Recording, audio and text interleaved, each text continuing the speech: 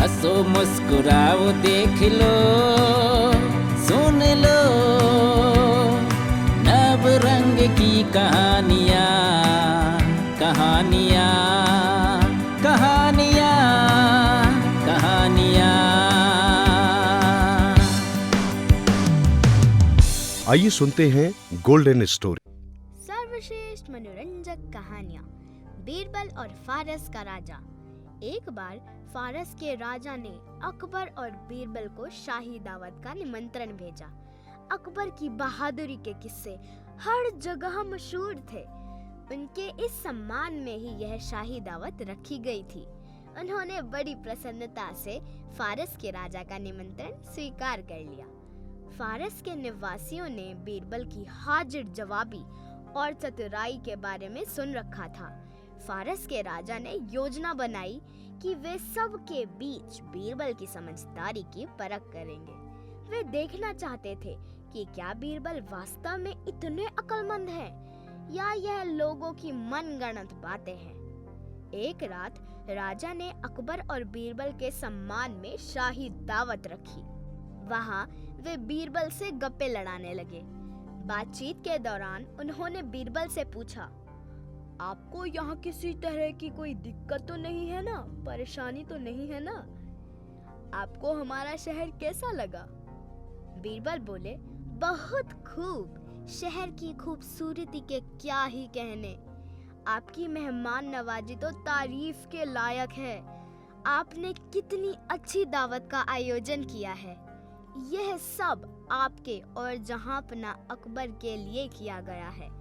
फारस के राजा ने कहा, जी मेहरबानी, मैं तो सोच भी नहीं सकता था कि आप इतनी बड़ी दावत देंगे। यहाँ तो हजारों मेहमान निमंत्रित किए गए हैं। बीरबल बोले। फारस के राजा ने कहा, मेरे दोस्त, यहाँ मामला थोड़ा अलग है। इस मामले की तह में आपके लिए एक पहेली छिपी है। देखें कि आप इसे सुलझा पाते हैं या नहीं। क्यों नहीं महाराज, मुझे तो पहेलियां हल करना बहुत अच्छा लगता है। आपकी पहेली हल करने में मुझे बहुत आनंद आएगा। मुझे आपकी चुनौती मंजूर है महाराज।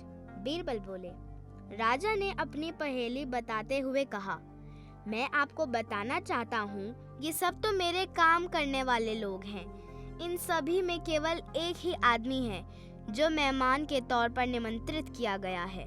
आपको वह मेहमान पहचानना है। यह सुनते ही बीरबल दरबार में इधर उधर खड़े लोगों को गौर से देखने लगे। फिर बोले, मैं आसानी से बता सकता हूँ, परंतु आपको एक काम करना होगा। इससे पहले मैं पहेली से आपको मेहमान के बारे में बताऊं, आपको सबके सामने एक चुटकुला सुनाना है। फारस के राजा ने तत्काल हामी भर दी। जब राजा ने चुटकुला सुना दिया तो बीरबल सीधे उस आदमी के पास पहुंचा जिसे मेहमान के तौर पर वहां बुलाया गया था। यह देखकर राजा की हैरानी की सीमा न रही।